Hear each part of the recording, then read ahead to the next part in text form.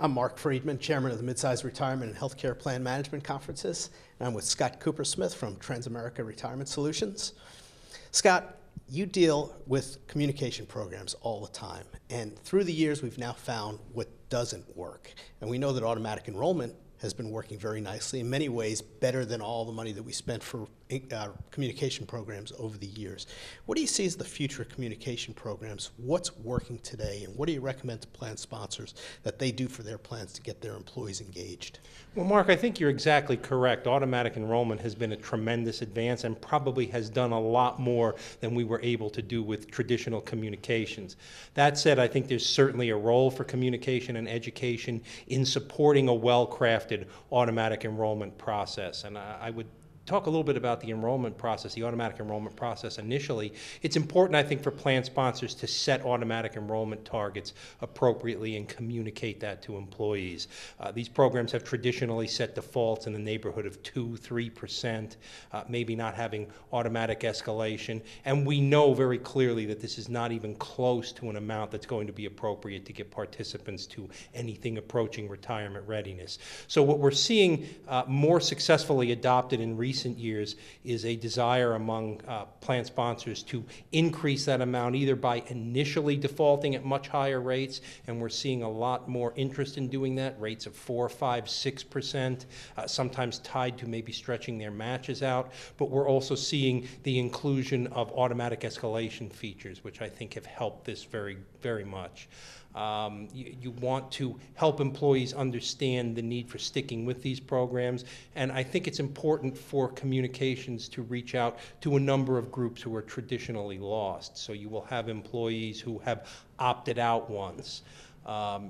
We recommend that employers annually automatically re-enroll employees to catch those, but if they're not going to do that, then that's where you can, in a targeted fashion, tactically reach out to those employees with something like a quick enrollment card. All of these techniques to help employees understand the value of not only automatically enrolling and sticking with it, but to kind of revisit it occasionally, or better, to set up automatic features that will do that for them.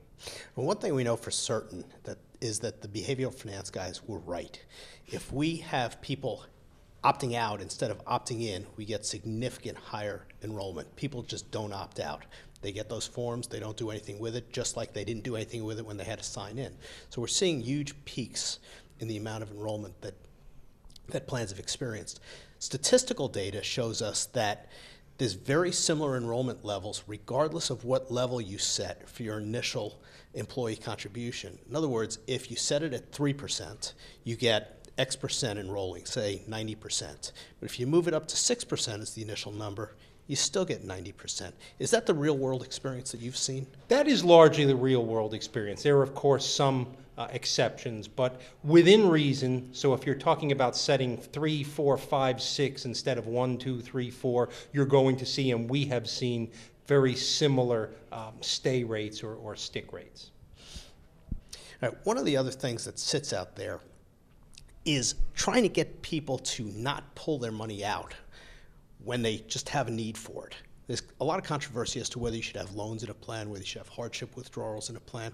What do you say to a plan sponsor when they're sitting there contemplating whether we should allow employees to get loans in their plan or take hardship withdrawals?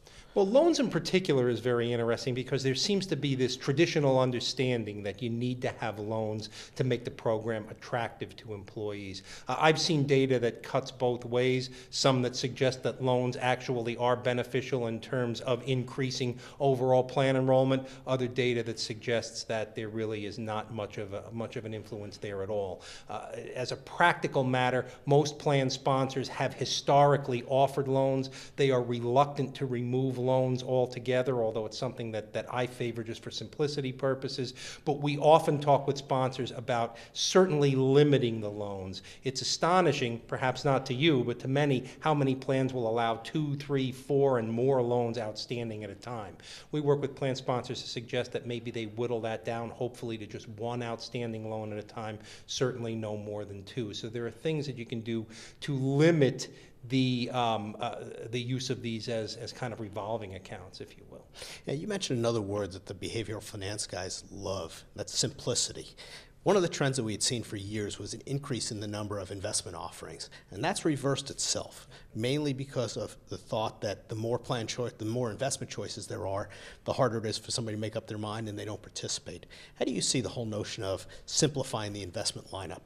Well, simplifying the investment lineup, I think, has been extraordinarily successful. Years ago, when I started in this business, I did something that was referred to then as an enrollment meeting. We don't refer to them that way anymore generally, but much of that meeting was spent attempting to explain to participants how they should use various investment principles to allocate their accounts. So we would talk to them about the difference between small and large capitalization stock funds, the differences between stock and bond funds, how they had to have appropriate correlations. Now, these are topics that are sometimes difficult for seasoned money managers to master completely. We were taking complete novices and attempting to teach them this, and we learned rather quickly that what we were doing was simply intimidating folks. So as we learned that we needed to take some of the jargon out, it began to become very evident that simplifying this process across the board led to much better results. So that if an employee has a series of different portfolios to select, that's an easier decision for them than selecting their own. Thus the rise of target date funds, and there are even more sophisticated approaches today. Interestingly, I think a lot of this same type of thinking is beginning to be applied to the contribution decision now.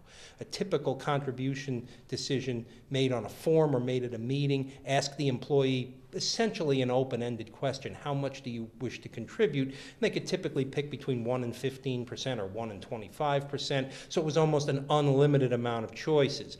We're finding a lot of success with offering employees just 1 or 2 choices. Say, do you want to contribute, sending them something perhaps, or talking to them about simply contributing 10%, or choosing between 5 and 10%, and then letting them bring up an alternative if they wish to do so. The simplicity leads to greater follow-through. Someone is much more likely to check a selection if that's the form they're using, if they have to select between 2 or 3 items rather than 10 or 15 items. So that simplicity, I think, is working in all areas of plan communication, but in particular where we want the communication to lead the employee to take an action. We really need to make taking that action simple enough so that they're confident to do it, they understand what they're doing, and they can move on with their day. Thank you, Scott. That's some great information. Some of the reasons we love when you're one of our keynote speakers. Appreciate you being with me today, and of course, thanks for all you do for our conferences. Thanks for having me.